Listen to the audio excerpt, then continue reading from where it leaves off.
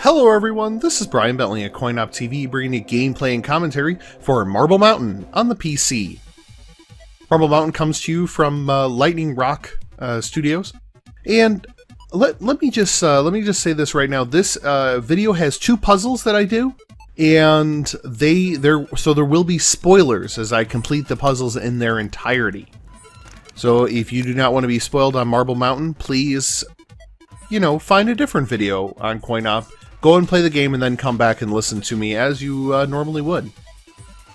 Alright folks, so I had played Marble Mountain when I was at PAX South this year back in January, and had a write-up, did an interview with one of the developers. I really enjoyed the game and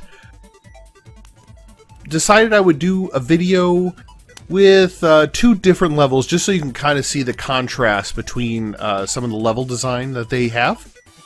And I think they do a really good job of, in certain respects, of getting the levels to have some kind of different, so like there's an underground area, there are, obviously this is more of a deserty area, there's a, more of a plains area. I mean, it kind of does, I will admit it does have a bit of a, that Mario aspect to it where it's, oops, fell there. So there's the desert level, and the lava level, and the underground level, and the regular level. So, take that with a grain of salt. I mean, obviously, there's only so much you can do. Now, obviously, the comparison is quickly made to Marble Madness back on the NES. I loved me some Marble Madness back in the day. The level design in Marble Madness was out of this world. Like there aren't many games that kind of have a similar way of directing you. Let's just say it was pretty brilliant, the way it was designed. And Lightning Rock attempts to sort of tap into that for this game. I would say they have a modicum of success. It's not entirely for the entire game is not, but they do come up with some really clever ideas, including this one. This actually took me quite a while to master without either flying off one of the little seesaws myself, and or overshooting it once I had gotten past the third one. So certain tools are better than others. But there is a limited variety in what they do have. Now, taking into account that there are only 4 developers at Lightning Rock, there's still a lot going on here. So there's a lot to like about this game. And I think if you have a chance with, if you're getting either the HTC Vive or the Oculus Rift, those will be compatible with this game. Now I'm playing regular reality. I have to come up with a better name than than not VR for this game. But I played this in regular format instead of in VR because I do not have a VR headset. But I still think the game was extremely fun without it. But I feel like this is one of those games, and I played it with the HTC Vive at PAX South. You may not be remiss by picking this up with your, if you have a VR headset. So keep an eye out for that. So that's the end of this particular level. Now I'm going to jump to a fire level. And like I said, the fire level is going to jump around quite a bit. Each level, you'll notice there are 3 little gold... I don't even know what they call them. I call them, I see them as gold shiny objects.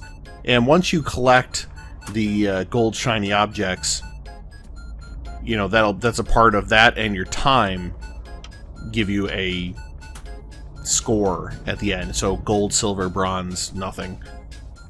Now, this part I love. I had too much momentum, and pow. So there are more than just flying off and to your tumbling to your death, which happens a lot. you know, as you get to learn the game. But overall, you know, honestly, the overall level design is still pretty good. They really do a good job on, you know, leading the player but not spoon-feeding you. I think that's what it is. There's all of a sudden you start to become aware of it. So, like, for instance, I'm getting on this gear, and obviously I need to go past. I'm like, why is there a level here? Maybe I should get off and check out. Oh, okay, here's one of the little gold things. Got it. Check. All right, now I'm going to move on. So you start to see where their minds are working and how they're kind of going, and like, okay, well, I need to get up there eventually. Well, I can't go there yet because, you know, there's, you know, that gear is not going in the direction I want. Okay, well, this gear is going up and I need to get on top. Okay, I'm going to go do that. You'll notice there was a bit of a time jump there because there was a bunch of times where you push the button once and the gear turns around. You push the button again and the gear goes back, and there was like 3 times where I don't know what it was. I just didn't figure that out at first. Alright, this time I got the button right for sure. I'm pretty sure. Oh, nope. Wait, no. Okay, I got it. Alright, so let's move on. Now, I'm going to go up. Now, the other gear is now moving in the opposite direction. I go up there and you know, hit the torches. So the torches kind of give you a spawn point, checkpoint type thing. There are a slew of different marbles. I just end up really liking this particular cat's eye with the sort of rainbow eye in the middle. I end up kind of just digging that one a bunch. I, of course, died a bunch of times and then went, oh, you know what? What if I just went backwards instead of going forward? Oh, yeah. And then I died anyway, so whatever. One nice thing is once you pick up the little gold thing, you're done picking it up. You got it. Now, you'll notice that there are 3 symbols there. And like I said, there are spoilers. I did it in a try, you know, like a try and go, whoop. You know, trial and error. If I had been paying attention at the beginning of the level, I would have picked up on this earlier, but I did not pick up on it earlier, folks. Let's be perfectly clear with that. The level tells you exactly which ones to choose, in which order. One of us didn't do that. One of us did not pick up on that. So I hope you are, when you're playing this, I hope you are smarter than I am.